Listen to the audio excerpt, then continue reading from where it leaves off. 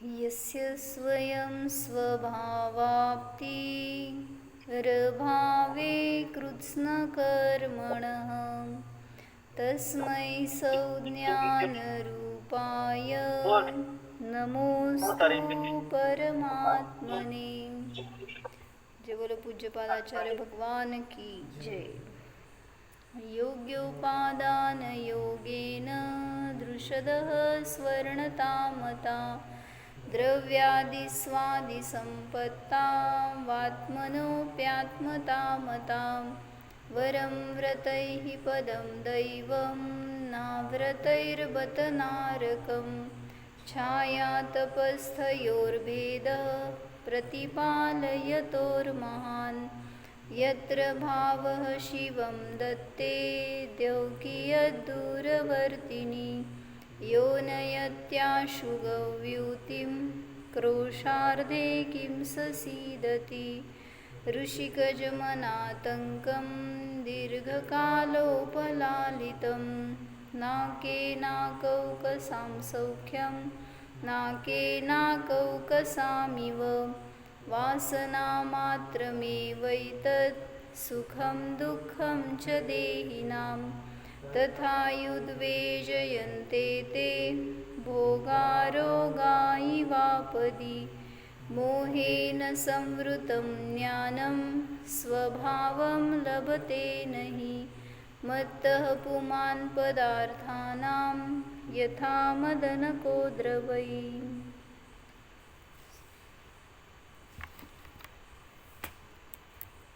मराठी समजते का सगळ्यांना?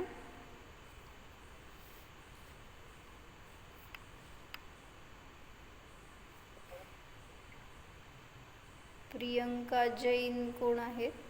मराठी समझ में आता है?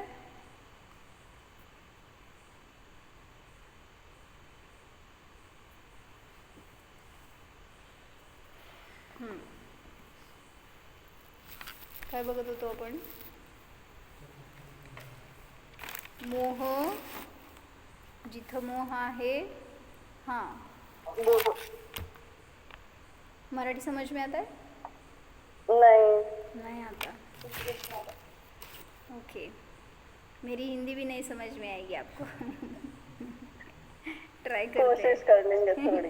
ओके, तो इष्टोपदेश का 7वां श्लोक चल रहा है, 7th। तो उसमें क्या बताया है? मोह से आवृत्त ज्ञान स्वभाव को प्राप्त नहीं हो सकता, तो इसलिए क्या करना चाहिए? तो हमें स्वभाव को जानना है, उससे मोह परास्त हो जाता है। क्या कहा? जिस समय हम स्वभाव को जानते हैं उसी समय मोह एवं भूतने से उस समय उसका अभाव हो जाता है। भले ही उसका पूरा नाश नहीं होगा, लेकिन फिर भी उस समय दर्शन मोह उदय में नहीं रहेगा। इसलिए वो आपको स्वभाव से च्युत नहीं कर सकता। हमें पुरुषार्थ अपने अंदर करना है, मोह को दूर करने के लिए पुरुषार्थ नहीं करना है। तो हम अगर स्वभाव को जानेंगे, कैसा हूँ मैं, निर्मोह हूँ, इस कर्म से रहित हूँ, आवरण से रहित हूँ, ऐसा शुद्ध पवित्र जैसे सिद्ध भगवान है वैसा मैं हूँ, ऐसा अगर जानेंगे तो उस मोह में शक्ति नहीं है। कैसी? आपको स्वयं से दूर रखने की शक्ति किसी भी कर्म में नहीं है, लेकिन हम स्वयं उसके अधीन हो जाते हैं और अपना बल भूल जाते हैं। तो इसलिए यहाँ बताया कि जो दर्शन मोह है वो एक बार उसको जीत लो बस। स्वयं को जीत लेंगे तो दर्शन मोह परास्त हो जाता है। फिर चारित्र मोह में तो आपको सम्यक दर्शन से भ्रष्ट करने की शक्ति नहीं है। वो सिर्फ क्या करता है? मल उत्पन्न करता है या अस्थिरता लाता है, लेकिन च्युत नहीं कर सकता। चारित्र मोह यानी क्रोधमान माया लोभ या हास्यरति आदि नौकशाय। तो इसके बारे में हम मोक्ष मार्ग प्रकाशक जी में पढ़ रहे हैं। 53 नंबर का पेज है, अगर आपके पास है बुक तो लेके बैठो। मोक्ष मार्ग प्रकाशक में जो तीसरा अधिकार है उसमें सभी कर्मों का और उसके फल का, उसके जो भी दुख होता है उससे निवृत्ति का, ये सब वर्णन कर रहे हैं। तो इसमें अभी चल रहा है चारित्र मोह से जो दुख है क्या है वो बता रहे हैं, और उससे निवृत्ति कैसे करें और उसका फल क्या होता है ये सब बता रहे हैं। तो कल देखा था हमने क्रोध कषाय। क्रोध किसे कहते हैं? दूसरे का बुरा करने की इच्छा, इसको क्रोध कहते हैं। ऐसा नहीं कि किसी को गाली देंगे, किसी का घात करेंगे, ये क्रोध क्रिया में आ गया, क्या बोलते हैं, काय कारित क्रोध हो गया ये। लेकिन जो पहले अंदर में, मन में, ज्ञान में, इच्छा में क्रोध जगता है, फिर वचन में आएगा, फिर काय में आएगा। तो जब भी आप क्रोध करते होंगे या किया होगा, कभी किया है कभी क्रोध है नहीं? सभी निष्क्रोध है। तो जब हमने क्रोध किया है तो कैसे किया होगा? अगर क्या मम्मी ने क्या किया, आपको जो चाहिए वो नहीं खिलाया, आपका मोबाइल क्रॉस हो गया है, प्रियंका जी, मतलब आप, हाँ अभी बराबर है। तो क्या बता रही थी मैं? आपने कभी खाना खाते टाइम पर मम्मी के ऊपर क्रोध किया होगा। क्यों किया, कैसे किया? समझो आपकी थाली में उसने क्या परोसा, जो आपको नहीं चाहिए वो परोसा, फिर आपको क्रोध आ गया पहले मन में, ये क्यों किया, मुझे क्यों दिया, ये नहीं देना चाहिए था, ये मन पहले कलुषित हो गया ना, वहीं से क्रोध शुरू हो गया। फिर वचन में आएगा, ये मुझे क्यों दिया, ये नहीं चाहिए, और फिर काय से जो कुछ भी किया होगा। तो मतलब क्रोध क्या है, उसमें क्या बुरा हुआ, दूसरे का बुरा करने की इच्छा क्रोध है, बताया ना। क्या बुरा किया?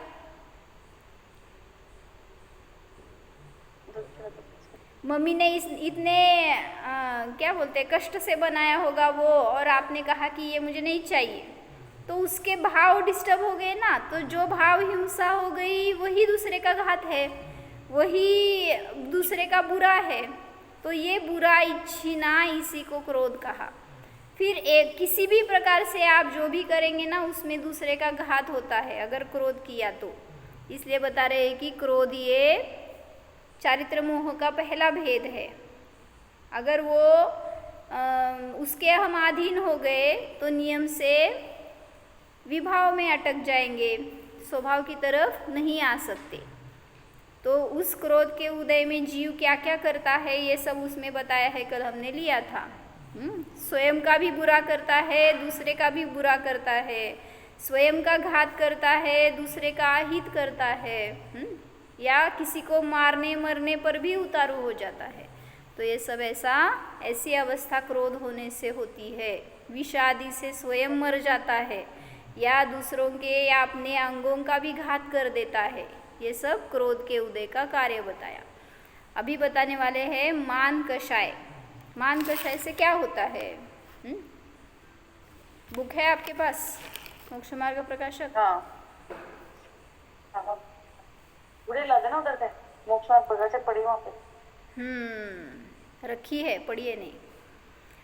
तथा हाँ, जब इसके मान कषाय उत्पन्न होती है, तब औरों को नीचा व अपने को ऊंचा दिखाने की इच्छा होती है। मेरे अंदर मान कषाय है तो उसका कार्य क्या चल रहा है? प्रति समय चल रहा है। मेरे रूम में है क्या? सब मुझे मान दे, या मेरी प्रशंसा करे, जो भी ऐसे।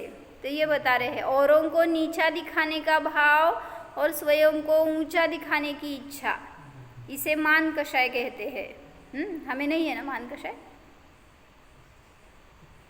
काका हाय म्हणते प्रामाणिक आहे काका।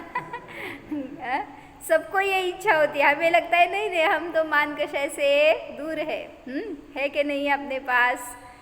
मतलब किसी ने आपको ऐसा कहा, ये ऐसा क्यों किया, ये कार्य आपने ऐसा नहीं करना चाहिए था, सिर्फ इतना ही बोला, क्या हुआ आपको? अगर अच्छा किया बोलते कोई तो मान पुष्ट हो जाता, और किसी ने ऐसा बोला कि ये तुमने गलत किया है, बस उतना ही, और कुछ भी नहीं बोला आपको, आप क्यों डिस्टर्ब हो गए? उसी में मान कषाय खंडित हो गया, मान कषाय डिस्टर्ब हो गया। इसलिए बताते हैं हमारे अंदर भी बहुत मान कषाय है, उसका नाश कैसे करेंगे? तो जो ये इच्छा होती है ना कि कोई पर मुझे अच्छा माने या मेरी प्रशंसा करे, मेरी कीर्ति हो, जो भी ये ऐसे परिणाम है, ये सब मान कषाय के अधीन है। तो औरों को नीचा व अपने को ऊंचा दिखाने की इच्छा होती है और उसके अर्थ अनेक उपाय सोचता है। काय जे काय करतो ना सगळं ह्या मान कषायाच्या पोषणासाठी करतो। अन्य की निंदा करता है, पढ़िए, है ना, लिया, शास्त्र लिया है, मोक्ष मार्ग प्रकाशक। हाँ, पढ़ेंगे। नहीं है वो अभी, नहीं है, ओके, कहीं पे रखा हुआ है। ओके। आज निकाल कर रखना, कल पढ़ना। कल से, हाँ। क्या बताया मैंने? अन्य की निंदा करता है, अपनी प्रशंसा करता है। कैसे करते हैं पता है? अननोइंगली चलता रहता है अपना। अगर किसी ने समझो सब्जी बनाई और अच्छी बनाई थी, लेकिन उसको किसी ने बताया, अभी जो खाने वाले हैं वो बोले कि बहुत अच्छी बनाई है, और मैं अगर उससे अच्छी बनाती हूँ तो मैं क्या बोल दूँगी? हाँ, नहीं, अच्छी हुई है उनकी, लेकिन बस इतने से ही समझ लेना क्या हो गया, पर लेकिन परंतु मैं, आपने मेरी खाई नहीं है ना, तो आपको पता नहीं है, मतलब क्या हो गया, उसमें ही अपना मान कषाय निकल आया बाहर। नहीं तो किसी ने कोई मंदिर बनवाया, कोई घर बनवाया, उनका घर अच्छा है, हमारे से नहीं है, मतलब क्या हो गया, हमारी चीज़, हमारे कार्य सब अच्छे, मतलब इसी में मान कषाय आ गया। तो अन्यों की निंदा और स्वयं की प्रशंसा करता है, वह अनेक प्रकार से औरों की महिमा मिटाता है। जो मान कषाई जीव है वो दूसरों की महिमा अगर हो रही है तो वो मिटाता है और अपनी महिमा करता है। महाकष्ट से जो धनादि का संग्रह किया उसे विवाह आदि कार्यों में खर्च करता है, तथा कर्ज लेकर भी खर्चता है। काय करतो? मान कषाय आहे ना माग, काय झालं, समजो आपके शेजारीला काय म्हणायचं इंग्लिश, आपके पड़ोसी ने क्या किया, बहुत अच्छे से शादी की, उनके घर के लड़के की लड़की की, आपकी भी उसके बाद में आपके घर वालों की शादी है किसी की, क्या करेंगे आप? मानी है, उन्होंने 10 लाख रुपए खर्च किए थे उसमें, आप क्या करेंगे? आपकी शक्ति ही नहीं है उतना खर्च करने की, लेकिन हाँ, वो पड़ोसी है ना, वो हमसे ऊपर हो जाएगा। अगर हमने क्या बोलते, लो लेवल की शादी की तो क्या किया, पैसे नहीं थे तो कर्जा लिया किसी के, बहुत लोगों के हाथ पैर पड़े म्हणते ना, हाथ पैर पड़े, और फिर कैसे कैसे कैसे मर बच कर पैसा इकट्ठा किया और उनसे अच्छी शादी की। हाँ, शादी होकर वो लड़की चली गई, अभी आप बताओ क्या करेंगे? हाँ, आता आयुष्यभर, हाँ, जीवन भर वो कर्जा फेरते बैठो। मतलब किस लिए चल रहा है ये? थोड़ी सी मान कषाय की वजह से। तो इसमें क्या सुख है? मतलब वो आजकल तो इतनी खतरनाक शादी चल रही है सबकी, मैंने देखा किसी किसी के शादी में तो इतना खर्च करते हैं अनावश्यक। जो भी वो डेकोरेशन करते हैं, काय म्हणायचं त्याला, मला ते भी माहीत नसते, इवेंट मैनेजमेंट में करते हैं ना, जो भी वो केटरर्स बुलवाना, वो रोशनाई करना, जो भी फायरवर्क है वो करना, इसमें इतना खर्च करते हैं जिसकी आवश्यकता ही नहीं है। क्या करना है? पहले शादी कैसे थी? काय काय सेविंग, हाँ, ये इतना सारा खर्च करना है, ये पहले से प्री प्लान रहता है, लेकिन वो भी कम पड़ जाता है। इतना खर्च करते, हाँ तो इसलिए बता रहे हैं कि इतना अनावश्यक खर्च करते हैं किस लिए, सिर्फ हम किसी के सामने नीचा नहीं दिखने चाहिए इसलिए। तो ये हो गया मान कषाय। तो एक ऐसे ही बताया था ना इंसिडेंस, किसी एक लड़की का विवाह करना था उसके पिता को, और लड़की की जिद थी कि बहुत अच्छे से करना है, लेकिन लड़के की मतलब पिता को वैसे कुछ हालात नहीं थे, तो उन्होंने बहुत मना किया, लेकिन लड़की जिद पर अड़ी, नहीं तो मैं शादी नहीं करूँगी। अभी क्या करते? हाँ, तो उन्होंने क्या किया, बहुत लोगों से कर्जा लिया और उसकी शादी बहुत धूमधाम से कराई, और वो तो निकल गई। उसके बाद में इनके ऊपर इतना बड़ा संकट आ गया कि कैसे वो चुकाए।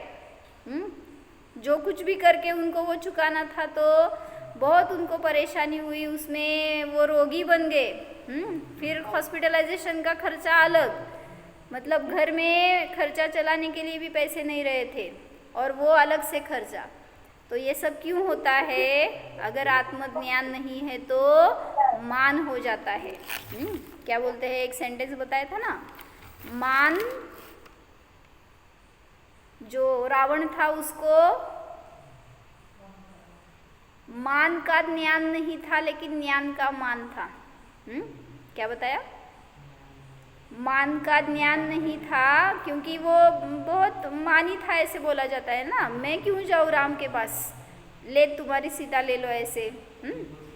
मतलब उसने स्वीकार कर लिया था कि ठीक है, मुझे उसको दे देना चाहिए, क्योंकि सीता जब से आई है तब से वो उदास है, कभी भी उसने प्रसन्नता नहीं दिखी, तो मुझे उसको दे देना चाहिए, ऐसा उसको परिणाम आया। लेकिन ये मान कषाय है ना, बीच में आ गया, वो बोलता है मैं उसके साथ युद्ध करूँगा और फिर बताऊँगा ले जा तुम्हारी सीता।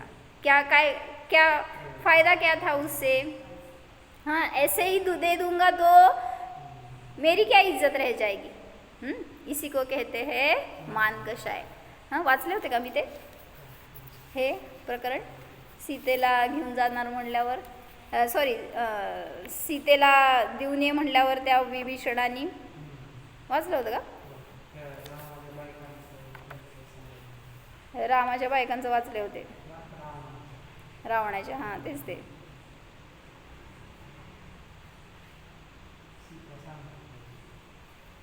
नाही, जेव्हा विभीषणाने सांगितलं ना की तिला घेऊन जा म्हणून, तिला सोडून ये म्हणून, त्यावेळेस तो काय म्हणतो ते दाखवलं होतं। आता मिळायचं का मला?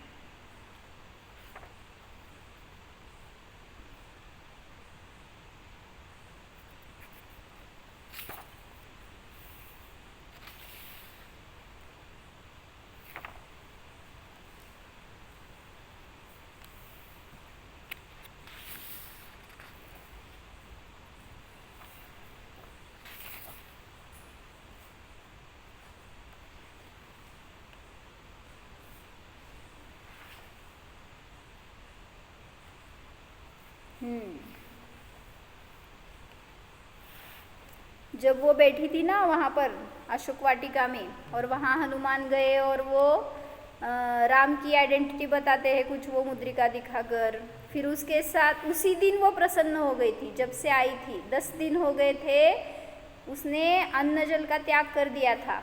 आज 11वां दिन था, उस दिन हनुमान से भेंट हो गई और उससे राम का समाचार मिला। तो उस समाचार को सुनते ही उसकी इतनी प्रसन्नता हो गई, और ये देखकर रावण को लगा कि आज ये एग्रीड हो गई है कि वो मेरे साथ शादी करेगी। लेकिन ऐसा नहीं था, किसी को पता नहीं था हनुमान आए हैं, राम की न्यूज़ उसको मिली है, ये किसी को पता नहीं था। तो जब ये सब हुआ तो हनुमान को विभीषण मिला वहीं पर, और विभीषण को उसने समझाया कि ऐसे दूसरे की स्त्री लाना अच्छा नहीं है, तो समझाओ तुम्हारे भाई को। लेकिन विभीषण भी समर्थ नहीं था रावण को समझाने में।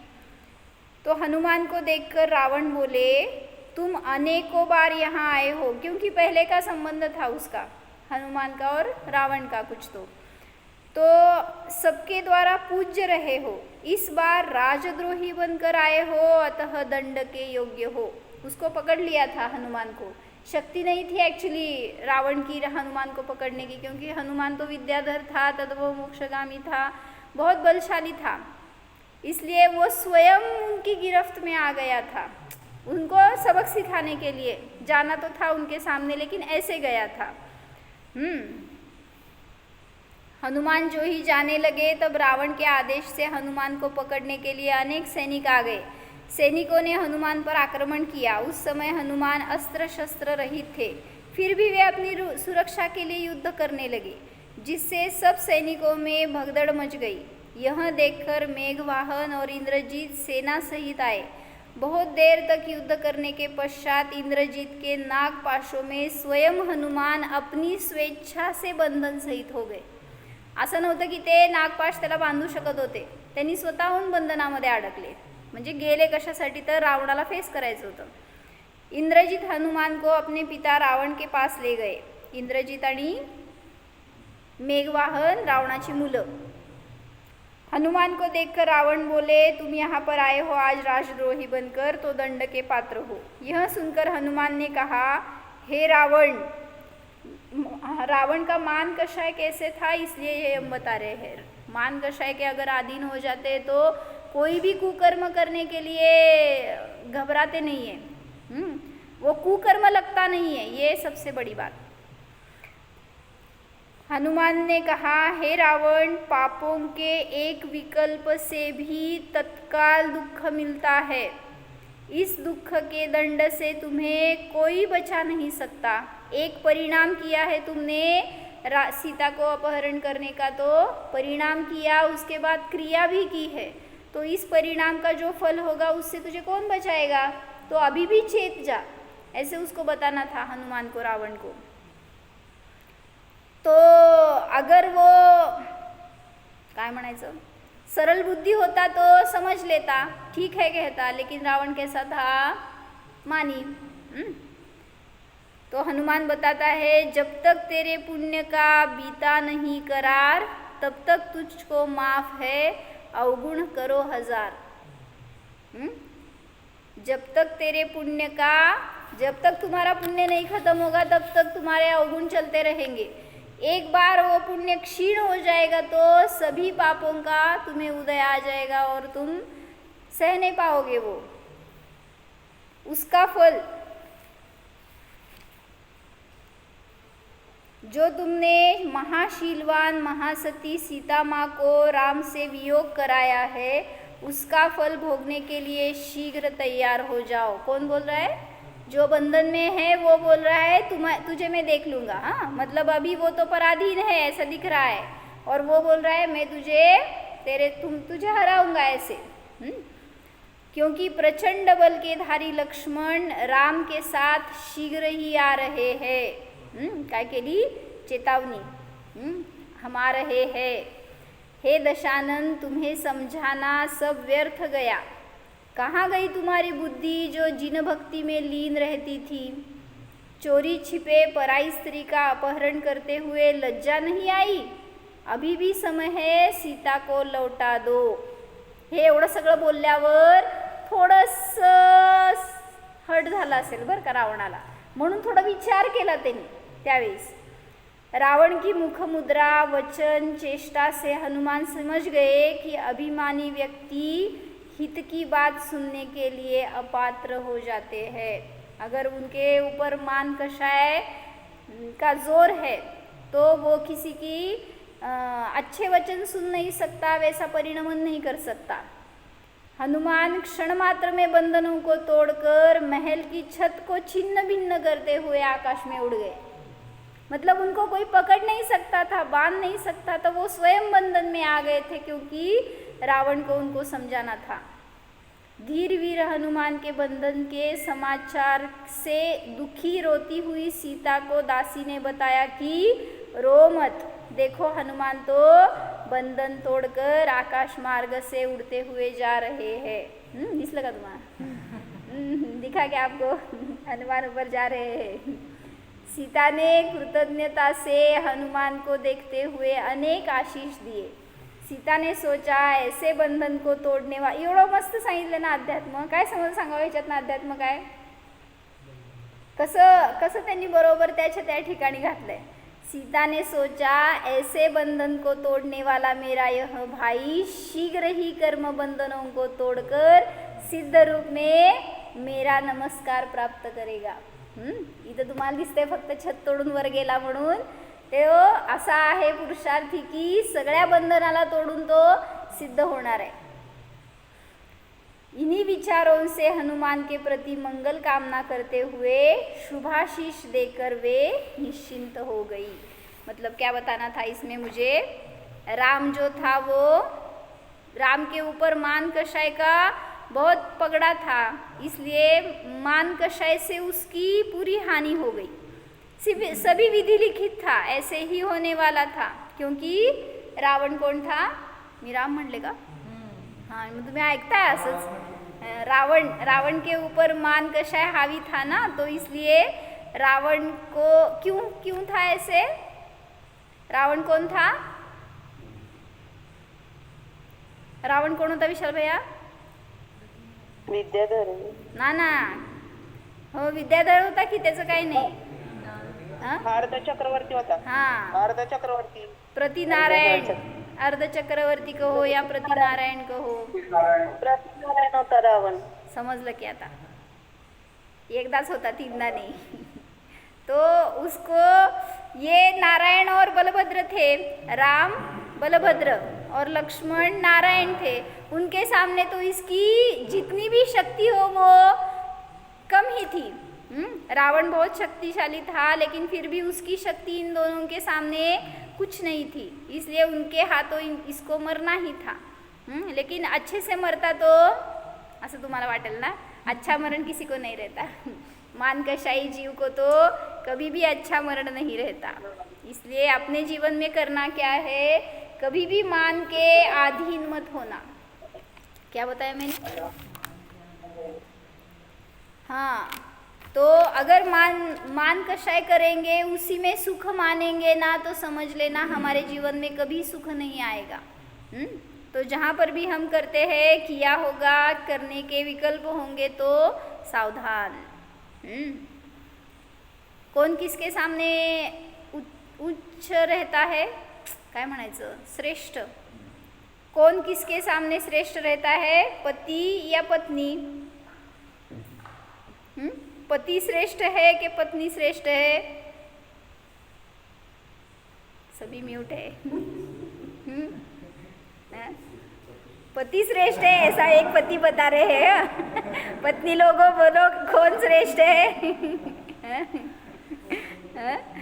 मैं श्रेष्ठ. सभी को लगता है मैं श्रेष्ठ हूँ, मुझे मान देना चाहिए. हाँ, पत्नी मुझे मान दे, या पत्नी को लगता है पति मुझे मान दे. इसी वजह से घर में झगड़े होते हैं. और किसी को भी मान नहीं मिलता, ये समझ में नहीं आता उनको. दोनों भी परस्पर का अपमान करते रहते हैं. तो इसलिए मान की इच्छा करना योग्य नहीं है. जो मान की इच्छा नहीं करता उसको बहुत मान मिलता है, और जो इच्छा करता है उसे किंचित भी मान नहीं मिलता, प्रशंसा नहीं मिलती उसको.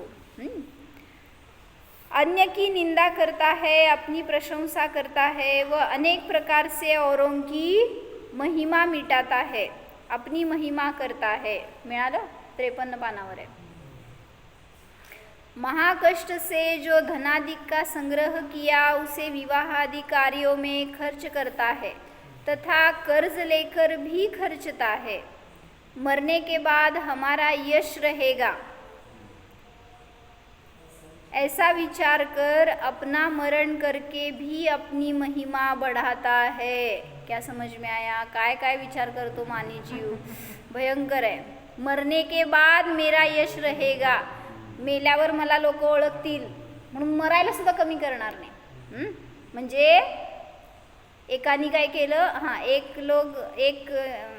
एक व्यक्ति था, उसने क्या किया, 10वीं मंजिल से छलांग लगाई और वो मर गया. तो उसकी चर्चा तीनों लोगों में हो गई.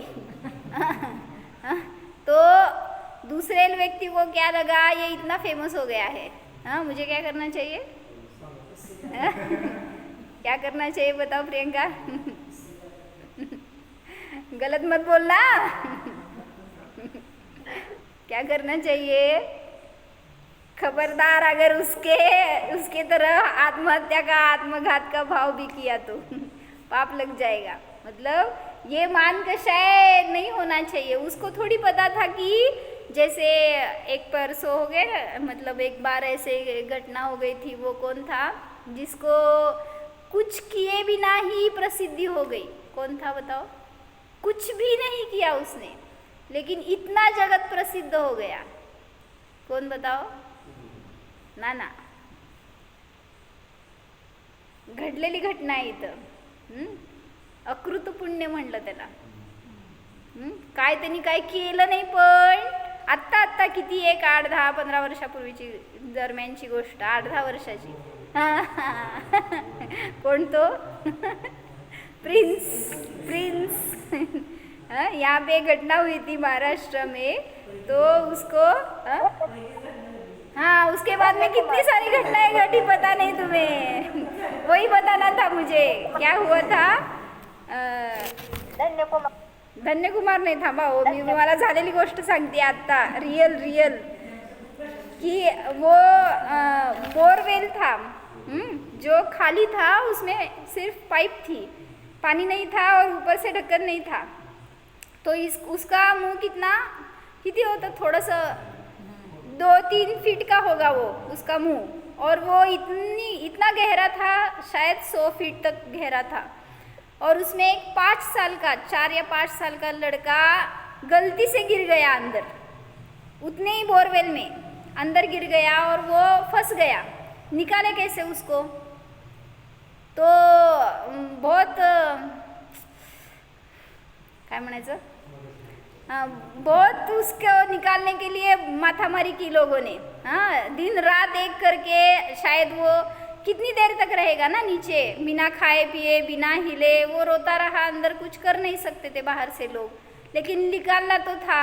ऊपर से नहीं निकाल सकते, उसको तोड़ कर नहीं निकाल सकते उस पाइप को। तो उन्होंने क्या किया, कहाँ से आए थे वो रेस्क्यू ऑपरेशन वाले, और उन्होंने साइड से, बहुत दूर से साइड से उन्होंने खुदाई चालू की, और नीचे से काय म्हणायचं, हाँ, होल पाडलं। क्या बोलते पता नहीं, मतलब जेसीबी से या क्या बोलते वो, क्रेन से उन्होंने अंदर जाकर बोगदा काय म्हणा की काय म्हणायचं, उधर से उन्होंने रास्ता निकाला, ऐसे बताना था मुझे। तो जहाँ पर वो था ना, तो वो उससे नीचे गए और नीचे जाकर फिर उसको निकाला, क्योंकि ऊपर से जाएंगे या कहीं साइड से जाएंगे तो शायद वो अंदर धंस सकता था, ऐसे पॉसिबिलिटीज़ बहुत थी। तो उन्होंने बहुत अच्छे से उसको निकाला। तो मुझे बताना था, उसकी इतनी प्रसिद्धि हो गई, इतनी पब्लिसिटी हो गई ना, सभी अखबारों में, सभी न्यूज़ में वो झलक रहा था। मतलब उसकी हालत वहाँ क्या हुई होगी उसको पता, जिंदा रहा, इतना ही सिर्फ प्लस पॉइंट है। और उसके बाद में क्या हुआ, ये घटना हो गई तो वो गवर्नमेंट वाले आ गए, सभी नेता काय म्हणायचं, पॉलिटिशियन सभी आ गए वहाँ पर। उन्होंने अपनी प्रसिद्धि की उसके द्वारा, तो उसका बहुत नाम लौकिक हो गया। उसको बहुत सारी संपत्ति दी लोगों ने, उसका एजुकेशन फ्री किया, क्योंकि लकी था ऐसा, इसलिए। तो ये सब हो गया उसके साथ। तो ये घटना होने के बाद ऐसे बहुत सारे घटनाएं हुई यहाँ पर, टाइम आफ्टर टाइम इंटरवल, कि पता नहीं बाय एक्सीडेंट हो गया या पर्पसफुली क्या हुआ, ऐसे बहुत सारे बच्चे अंदर गए। मतलब क्या करते हैं लोग, ये मुझे बताना था। मैंने तो एग्जाम्पल दिया, 10वीं फीट से कोई, 10वीं मंजिल से कोई किसी ने छलांग लगाई तो वो प्रसिद्ध हो गया। तो ये तो खुद स्वयं मरने के द्वार में उसको छोड़ दिया अपने बच्चों को, और उसमें किसी की जान भी गई, ऐसे सुना। तो इसलिए मान के पीछे या प्रसिद्धि के पीछे जो जाएंगे उनको बहुत बुरा फल मिलेगा, ये यहाँ पर बताया। मरने के बाद हमारा यश रहेगा, ऐसा विचार कर अपना मरण करके भी अपनी महिमा बढ़ाता है। मर जाए तो भी महिमा बढ़े, ये उसका उद्देश्य रहता है, लक्ष्य रहता है। मरने के बाद अगर कोई आपकी प्रसिद्धी करता है, आपको क्या फायदा? ते त्याला कुठं माहिती आहे. पण मेलं तरी पण नाव व्हावं. ठीक आहे, कोणी नाव काढलं त्याचं तरी सुद्धा याला काय माहिती हो पुढच्या गतीत गेल्यावर. आणि समजा त्याची नाचक्की केली लोकांनी, पुढच्या गतीत नंबरच येणार आहे काय मागं? यदि कोई अपना सम्मान अधिक न करे तो उसे भय अधिक दिखाकर दुख उत्पन्न करके अपना सम्मान कराता है. क्या करते हैं? अगर मुझे कोई मेरा सम्मान नहीं करता, प्रशंसा नहीं करता है, तो मैं क्या करूँगी? मुझे मान कषाय है, मैं क्या करूँगी? मेरा मत बताओ, तुम्हारा बताओ. क्या करेंगे? कैसे भी हो, कोई भी आकर कैसे भी करे, तो ऐसे था पहले ज़माने में. राजा लोग थे ना, तो उनके राजमहल में, राज दरबार में एक ऐसा व्यक्ति था जो प्रशंसक था. कुछ भी हो जाए राजा की प्रशंसा करना चाहिए उसको. त्याला काहीतरी म्हणतात, काय म्हणते? राजा की प्रशंसा करने वाला हर बार राजा की काय? भाट. भाट, भाट, बरोबर. हाँ, तो एक ऐसे ही भाट था, उसकी कथा कहते बताते माताजी, पण मी नाही सांगायचं, डेअरिंग करणार हिंदीतनं.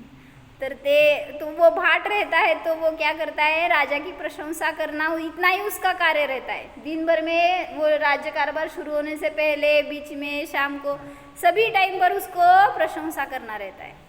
तो ऐसे उसमें राजा को सुख. तो ऐसे कोई मेरा सम्मान अधिक न करे तो उसे भय दिखाकर दुख उत्पन्न करके अपना सम्मान कराता है. कौन क्या करता है, क्या करेगा, कुछ बता नहीं सकते. तथा मान होने पर कोई पूज्य बड़े हो, उनका भी सम्मान नहीं करता, कुछ विचार नहीं करता. क्या समझा? मैं मान कषायधारी हूँ, तो मेरे सामने मैं किसी की प्रशंसा नहीं करूँगा, क्योंकि मुझे वो इष्ट नहीं है. भले ही वो मान के पात्र है, सम्मान के पात्र है, फिर भी मुझे ऐसे परिणाम नहीं आते कि मैं किसी का सम्मान करूं. यदि अन्य नीचा और स्वयं ऊंचा दिखाई न दे, तो अपने अंतरंग में आप बहुत संतापवान होता है और अपने अंगों का घात करता है तथा विषादी से मर जाता है. ऐसी अवस्था मान होने पर होती है. किसकी? जो बगल में बैठा है ना उसकी, जो सामने बैठा है उसकी. किसकी? हमारी अवस्था ऐसे होने वाली है अगर हम मान कषाय के अधीन हो जाते हैं. इसलिए ज्ञान से निर्णय करना चाहिए कि मैं मान रहित हूँ. मान कषाय यानी मेरा स्वरूप नहीं है, मुझे उस मान से कुछ लेना देना नहीं है. कोई मेरी प्रशंसा करे तो भी आत्मा को क्या फ़ायदा, कोई मेरी निंदा करे तो भी आत्मा को क्या नुकसान. इसीलिए तो सभी परिस्थितियों में मुनिराज कैसे रहते हैं? काय सांगितलं त्या ह्याच्यामध्ये छडालामध्ये? निंदा, प्रशंसा. हाँ, बताओ, पता है? कांच कंचन. हाँ, मुनी सकल वो नहीं. कांच कंचन, निंदन तुटीकरण. हाँ, वही पता था मुझे. तो सभी परिस्थितियों में मुनिराज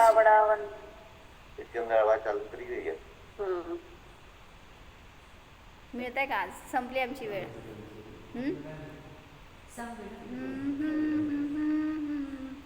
समता नहीं,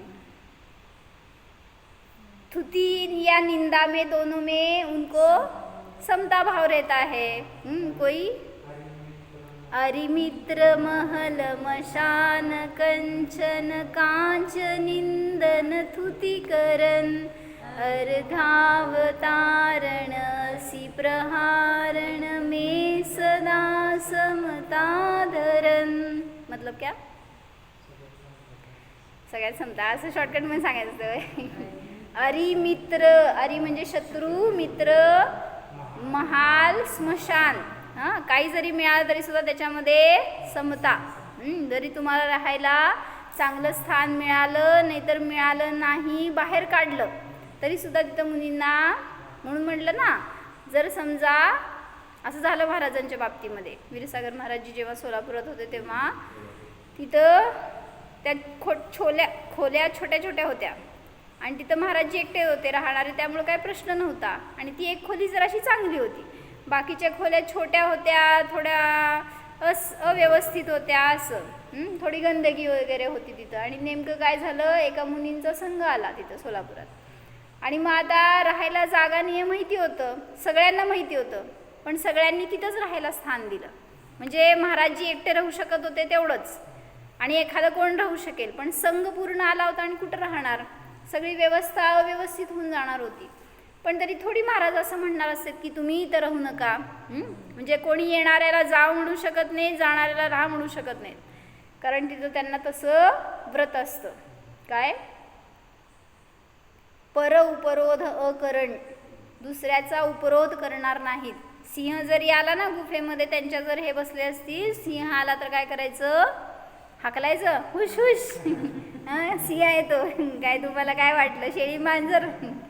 म्हणजे ते सिंह आलं तरी त्याचं स्वागत, म्हणजे ते त्याला हाकलणार नाहीत, त्याचा उपरोध करणार नाहीत, त्याला बाधा करणार नाहीत. मग इथं तर मुनी होते, त्यामुळं महाराजांनी काय कोणाला बोललं नाही, पण त्यांची गैरसोय झाली ना आलेल्यांची. ते कुठं झोपणार, कुठं बसणार, उठणार, फार गैरसोय झाली. पण त्यात पण त्यांनी कितीतरी दिवस तिथं राहिले होते असं आम्हाला कळालं. आणि मग नंतर ट्रस्टी लोकांना समजल्यावर सगळी व्यवस्था केली असं. पण महाराजांनी मला म्हणायचं होतं की येणाऱ्याला कोणी बाधा करत नसतात. म्हणून म्हणलं काय, अरिमित्र महल मशान कंचन कांच निंदन थुतीकरण. कोणी येऊन त्यांच्यासमोर काच चढवेल नाही तर कंचन म्हणजे सोनं चढवेल तरी सुद्धा त्याच्यामध्ये त्यांना काही इष्टनिष्ट परिणाम नसतात. आणि निंदा करो किंवा स्तुती करो त्याच्यामध्ये सुद्धा त्याला ते शब्द म्हणून जाणतात. मग त्या शब्दामध्ये कसला आनंद आलाय म्हणून त्याच्यामध्ये अशी विचलितता नसती जरा सुद्धा. आता आम्हाला पण आम्ही बोलतो की नाही काहीतरी, तर त्यांना असं दिसतं बरं का आम्हाला काय परिणती असती त्यागीची. जेवढं जवळ राहतो ना तेवढं समजतं. म्हणजे एखादा आर्टिफिशियली करत असेल स्थिरतेचा परिणाम ते कळतं, आणि एक नॅचरली असते ना ते कळतं कसं असतं ते. असं इतकी सुद्धा त्यांना त्याच्याविषयी आकर्षण नसतं, किंवा काय म्हणले ते लोक, किंवा काय झाली चर्चा, काय नाही. हां तर हां, नाही तर नाही. आपल्या आपल्या साधनेमध्ये मस्त ते. म्हणजे तसं घ्यायला शिकायला पाहिजे आपण त्यांच्या साधनेतून, कसं राहू शकतात ते असं. म्हणजे निंदा केलं तरी सुद्धा त्याच्याविषयी त्यांना अस्थिरता नसते. पुढं, अर्घावतारण असी प्रहारण. कोणी येऊन तू त्यांच्यासमोर अर्घ्य चढवेल, पूजन स्तुती करेल, मोठ्या मोठ्याने गाऊन गाऊन त्यांचं स्तुती करेल असं, तर त्याच्यामध्ये पण त्यांना आनंद नाही.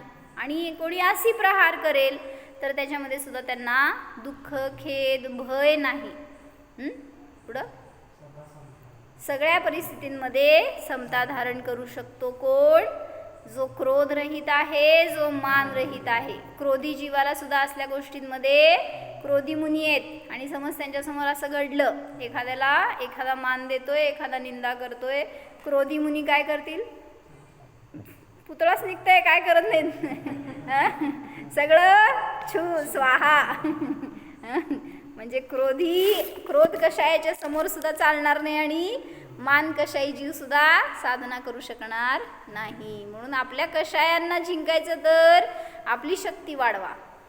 आणि आज दुपारी तेच घेतलं प्रकरण. काय, कषाय कोणाचे असतात, रागद्वेष कोणाचे, जीवाचे का पुद्गलाचे. बघा असं बघितला का दुपारी तू 1 वाजता असंच झालं, असंच उत्तर दिलं त्यांनी. पण दृष्टी कशी असती तसं बघा, बरोबर शब्द कसे देत. म्हणजे दृष्टी कशी करता तुम्ही, जीवाकडं करताय तर जीवाचे आहेत, पुद्गलाकडं करताय तर पुद्गलाचे आहेत. म्हणून सांगतायत की स्वीकारा पहिल्यांदा की माझ्या पर्यायात रागद्वेष होत आहेत तर त्यांचा नाश मलाच करायचा आहे. आणि कर्मांचं आहे तर मी कशाला त्याचं टेन्शन घ्यायचं आहे. मग कर्मांचं कार्य कर्मामध्ये आहे, मी स्वभावाला जाणणं हे माझं कार्य आहे. म्हणून कुठल्याही कषायांच्या आहारी जाणं योग्य नाही. मी निष्कषाय आहे हे जाणलं तर आपल्याला सुख आहे. हो जाणा.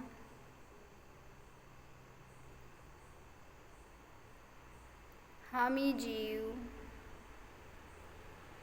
मान सन्मानादी परिणामाने रहित निरपेक्ष स्वरूप आहे.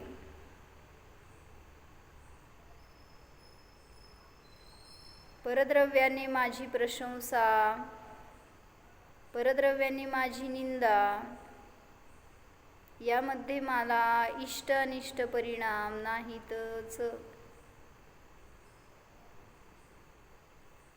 मी तर स्वभावानेच मान कषाय रहित आहे. माझा आणि मान कषायाचा काहीही संबंध नाहीच. पहा, स्वतःला शुद्ध पवित्र पहा. या मान सन्मानादी विकल्पाने रहित जाणा.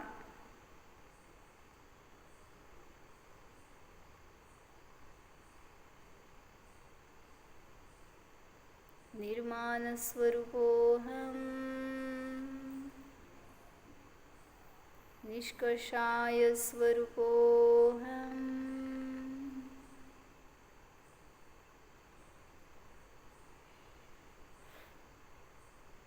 निरहंकार स्वरूपोऽहम्. ओम विसर्जन. नमो हरि.